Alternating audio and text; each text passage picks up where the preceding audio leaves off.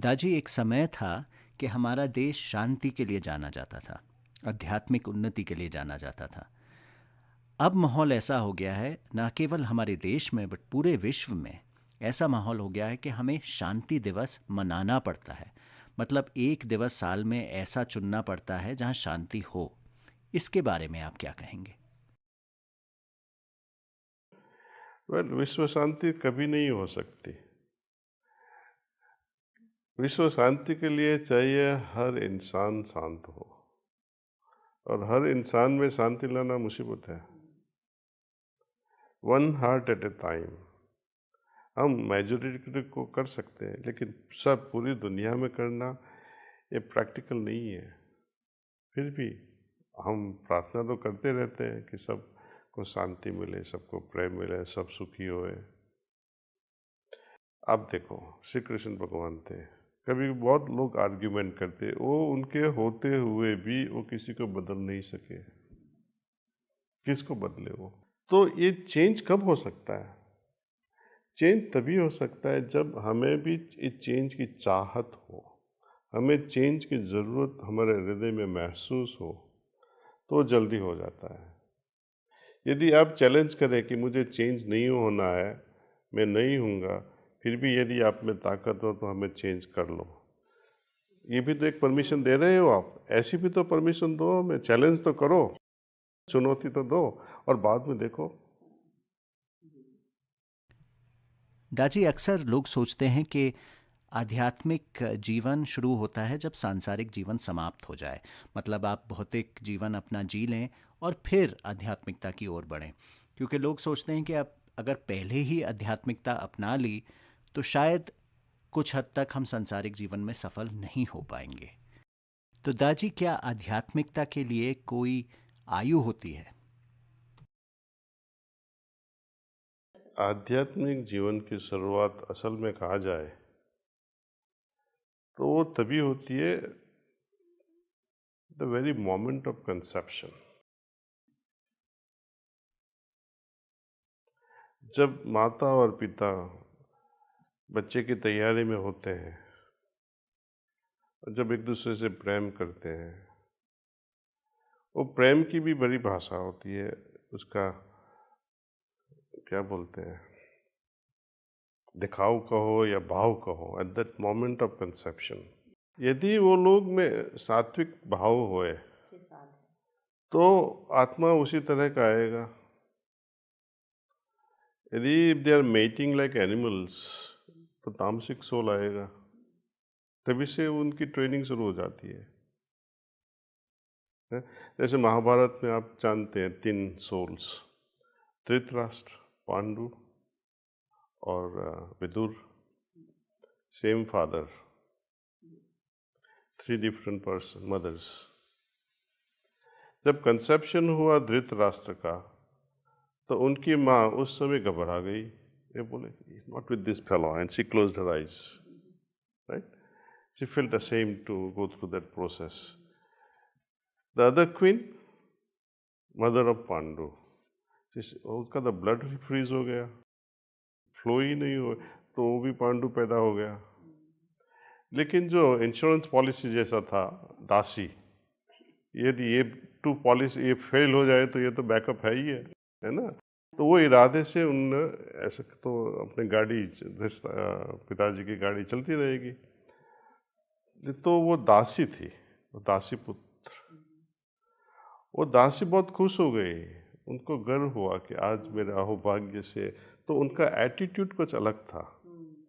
So the attitude जो होता है, भाव at the moment of conception decides कौन सी क्वालिटी की आत्मा हमारे घर में आएगी। यदि भाव ऐसा हो, आ गई, चलो ठीक है। बाद में क्या, यदि मदर को बड़े तनाव में रहना पड़े, चिंता में रहना पड़े, डर डर से रहना पड़े, तो ये तो सिम्पैथोमाइमेटिक रिस्पॉन्स कहते हैं साइंस में।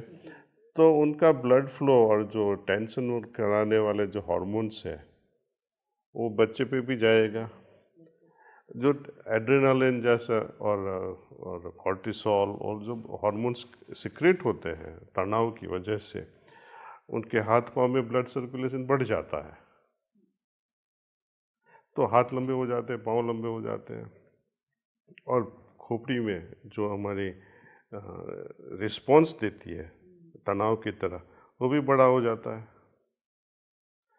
इसलिए अपने देश में जब भी पता चलता है कि बहू प्रेग्नेंट है तो उनको घर भेज देते हैं मायके में, तो वहाँ शांति से अपने क्या बोले फेमिलियर एनवायरनमेंट में वो टाइम निकाल सके ऐसे। और यही शांति से जब ये टाइम पास हो जाए, ईश्वर में भी थोड़े डूबे रहे, भजन कीर्तन करे या आध्यात्मिकता में ध्यान में भी लगे रहे, तो बहुत फ़ायदा होएगा से।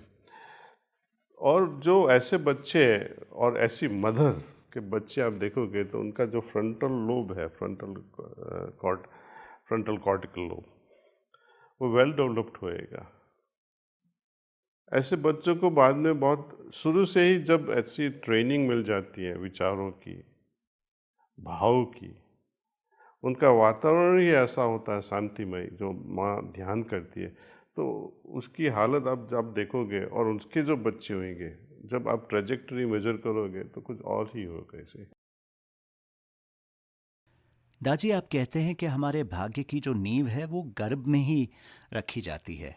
मतलब जो हम बनने वाले हैं, कैसे बनने वाले हैं, काफ़ी हद तक वो नींव हमारे गर्भ में ही तय हो जाती है। लेकिन आपने एक पुस्तक भी लिखी है, डिज़ाइनिंग डेस्टिनी, जिसमें आपने कहा है कि हम स्वयं अपने भाग्य के रचयिता बन सकते हैं। इन दोनों विचारों में थोड़ा कॉन्ट्रडिक्शन लगता है। इस बारे में आप क्या कहेंगे? कि संस्कार हमारे नियति को बनाते हैं, हमारा भविष्य नक्की कर लेता है। और संस्कार कौन बनाता है? हम ही तो बनाते हैं।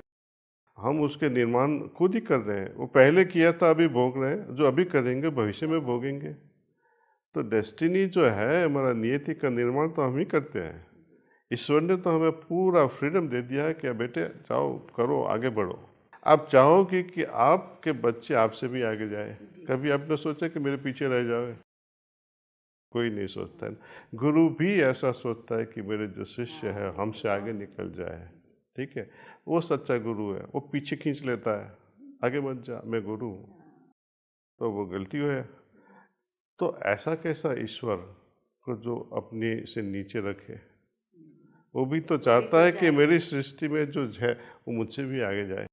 तो उनके आगे क्या है, वो अभी सोचना जैसा है। दाजी, क्या ऐसा कोई संदेश है जो आप हमारे दर्शकों तक पहुंचाना चाहेंगे? कोई भी संदेश जो आप पूरी मानवता को देना चाहते हो? ध्यान करो, ध्यान में मन लगाओ, ध्यान से सब कुछ हो जाता है।